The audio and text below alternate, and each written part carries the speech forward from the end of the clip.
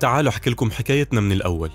29/5/2020، تاريخ هنفضل نحكي عنه طول عمرنا. كنا 3 أصحاب قاعدين على القهوة زي كل يوم.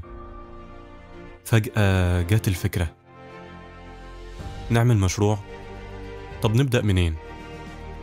مفيش مكتب، مفيش ميزانية، مفيش فلوس. اللي شافوا الحلم وتعبوا فيه مش بس اللي بدأوه، ده كل واحد في جيسيكا حط طوبة في السور ده، من أصغر عامل لأعلى مدير. كلهم أبطال الحكاية دي. خسرنا كتير، وقعنا، وقمنا واتعلمنا، مش عشان احنا مميزين، بس عشان سعينا. مفيش مكسب دايم ولا خسارة دايمة. طالما بتسعى ربنا دايما هيكون موجود.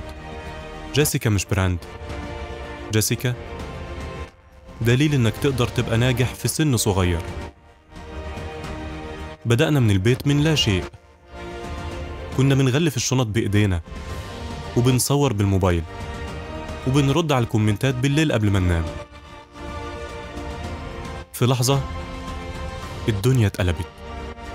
الناس بدأت تعرفنا، والأوردرات بقت بتزيد يوم ورا يوم، ومفيش شارع في مصر ما دخلناهوش، ولا ست في مصر إلا وسمعت اسم جيسيكا.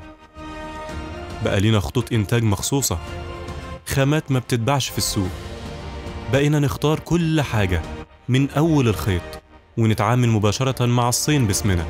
بقينا نشتغل هناك بحجم أكبر من أكبر تجار في مصر. بس عمرنا ما نسينا مين اللي استاهل كل ده. انتي، الست المصرية اللي بتدور على حاجة تليق بيها، مش بس في الشكل، في الراحة، في الجودة، في الذوق.